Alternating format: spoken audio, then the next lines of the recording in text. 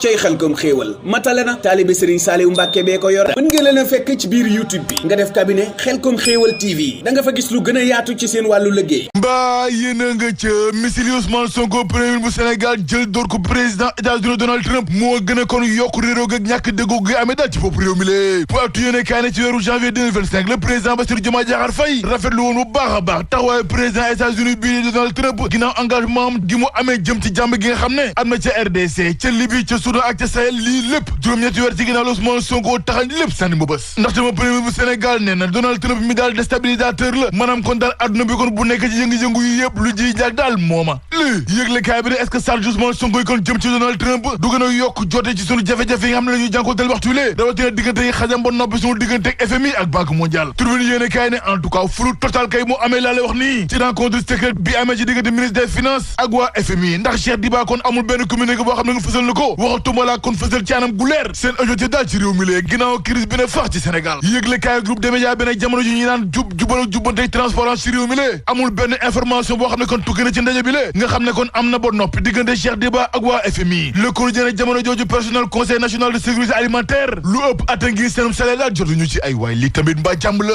ndaxte yëgle kaay bi nee na janvier 2025 ba suñu jonu yàllaay tey ñoom personnel bi kon jotuñu seen salaire ba tax kon bureau régionaux yëpp tëj na ñu ne déet ne waa ji amee woon CDD ñoom ñëpp seen contrat jeex na tàkk laa lay wax loolu tax ba personnel bi kon di sàkku dëgg laa lay wax nii premier bu Sénégal Ousmane Sonko suub ci loxoom ngir situation yi daal mën a décanté l'info ne en tout cas nga yëg nga ñàkk yëg secteur BTP bi nekk sukuraat ñoom tamit seen moral daal damm na te amatunu benn yaakaar ndaxte nee nañ kon daal seen bëgg-bëgg daal mooy état bu Sénégal kon danañ fay seen bër waaye tamit ñu jóg ci di leen gën a endetté ñoom secteur privé bu Sénégal Direct News ne en tout cas président Bassirou Diomaye Diakhar Faye daal waxtu wi njàqulu yu baax à cent dëgg daal lay jàkkaar lool ndax ginnaaw ñaxtoog fi bu secteur des transports waxtu wi kon mbaalu ñu ci am ak i naataangoom daal ñoo yëngal gësam ndax ñoom secteur de la santé kon ci grève dëgg lañu jëm ñaar fekki fan ak ñaar jàpp ñaar fekki fan ak ñeent ci weeru avril gi ñu dëgmal ñu ne déet ne waaye étudiants yi kon daal di xupp ci jamono ji rek ñu bëgg kon ñu fare seen rappel bourse yi ba tax ñu teg pression dëgg nguur gi lee yéegle kaay bi ne en tout cas li gën a doy waar ci mbir yi mooy taxawaayu kilifa yi ci réew mi daal noppeegul kon ngir seddal daal ñax li déedéet laas ne injustice dëgg kon moo amee ci coowal 125 milliards yu tullu Farba Ngom ak i naataangoom yéegle kaay bi ne ñëpp ñun tullu ci coow li kon ñoom ñëpp bàyyi leen benn par benn ba mu des Farba Ngom ndax moom rek kottu dong moo des ci kaso bi vox bi ne ginnaaw Tahirou Sarr ak Abdou Karim Mbacké Ndeye Seynabou Ndiaye am na bàyyi ndëgg-ndëgg ndax moom tamit daal génn ci kaso bi les écoles député àdduna bi yëpp kay bind nañu bataaxal El Malick Ndiaye di àddu ko na ci coowal Farba Ngom gi jëp ci réewum Sénégal nga xam ne moom rek ba tey moo des ci kaso bi yéegle kaay bi ne ginnaaw ñaxtu yeeg fi buy ak coow lu rëy gi jëp ci réew mi ci proposition de loi bu Pastef bi nga xam ne moo bëgg modifier article L29 ak L30 bu code électoral bi lée assemblée nationale kon daal déclenché nañu procédure yi te ñoom kon fañ teg seen tànk nopp ñu bennoon ngir deltu ginnaaw l'observateur ne en tout cas Diomaye kay la gars yi déglu ndax am na fukki fan yoo xam ne dina àddu ci mbiri lu ko mooy ñoo assemblée nationale kon daal door seen liggéey yéegle kaay bi ne loi bi député Pastef yi teg jëmale ko ci seen candidat bi Ousmane Sonko ci 2029 procédure yi kay daal xandal nañu ko lii Tribune yéene kaay ak laas ne ngaale si laa kon ma ngay saaku ci ayib dafe ak naataangoom ñu retiré proposition de loi bi ndaxte nee nañ kon daal mbir mi la kon contradiction dëgg la lay wax nii ci code pénal bu Sénégal sur Quotidien jox kaddu gi maître Al Amad Thiam ak Jibril ñi ngi kon daal ñuy faram-fàccee ko toj dëgg la lay wax nii déchéance électorale bi la am ci proposition de loi bi nga xam ne mooy modifié dëgg article L29 ak L30 bu code électoral Tribune yéene kaay ak point yéene kaay ne Mamadou Lo di violo doomu Dagana bi kon nopp na ngir defal Dagana ànd ceeg doomu Dagana yëpp point ak yéene kaay ne moom président yaakaar takk suqali waalo kay rupture dëgg kon la woote daal ci nit ñi defee politique daal ci réew mi la loolu taxoon muy lu yees tàkk teg ko ci loxo Dagana gépp ànd ceeg góor ñi jigéen ñi mag ñi ak ndaw ñi teg kon gis-gisu leer goo xam ne kon moo suqali ba faw Dagana yëgle kaay moom candidat ci mairie Dagana bi lee candidature bi mu samp romb na frontière yi Dagana te ay mbiram ginnaaw wax ji jëf na ko ba ñëpp teg seen bët looloo tax ba askanu Dagana ñoom ñëpp Mamadou Lo violo la ñuy topp ñu topp ka Azer bi ak AOPO ak section de recherche mi jël kaa bi yëgle kaay yu bëri ni ki tey ji kon génn ne directeur général bu Azer woolu nañ ko ci kanamu section de recherche ngir coowal Azer gi ak AOPO daal mu leen leer li leeragul ko te war a leer réew mi Quotidien nee na mooy premier dame ci réew mi Sénégal dalee ko ci Colette Elisabeth Diouf Viviane Wade Mané Faye Sall ba ci ñaari soxna président Bassirou Diomaye Diakhar Faye daal seen njëriñ daal ci réew mi la ñuy laaj mënu jaaxal le point ne en tout cas nga yëg nga ñàkk yëg président Macky Sall mu ngay dox jëm ci bopp ONU te am na kon ñeent fukki réew ak benn ci Afrique yoo xam ne ñoom ñëpp ñoo ko dikkee renfort libération ni musiba dëgg nag moo am ca Yoff ndeenaat ndax Adama Sow kon moo jël paako jam ko xaritam bii di Abibou Samb mu dee te fanweer ak juróomi dërëm daal moo leen boole ay waay lii tamit mbaa jàmm la yëgle kaay bi ne beneen mbir mu gën a dee kon moo amee ci Richard Toll ndax soxna si ñoon Khady Aw moo fa soode bee sërëm ba waxtu kon moom Khady Aw waxtu mu ci loxo yoon te faat bakkan daal leen ko toppee mais da ngay seet loolu rek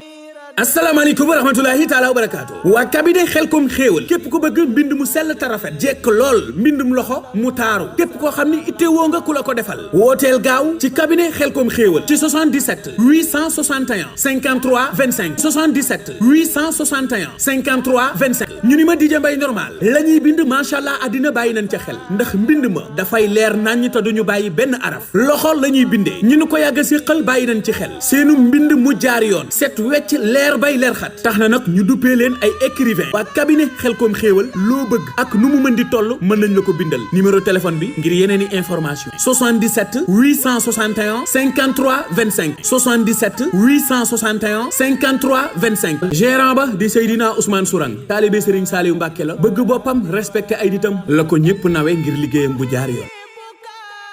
cey xelkom xéewal matale na taalibe Serigne Saliou Mbacke bee ko yor mën ngeen leen a fekk ci biir YouTube bi nga def cabinet xelkom xéewal TV da nga fa gis lu gën a yaatu ci seen wàllu liggéey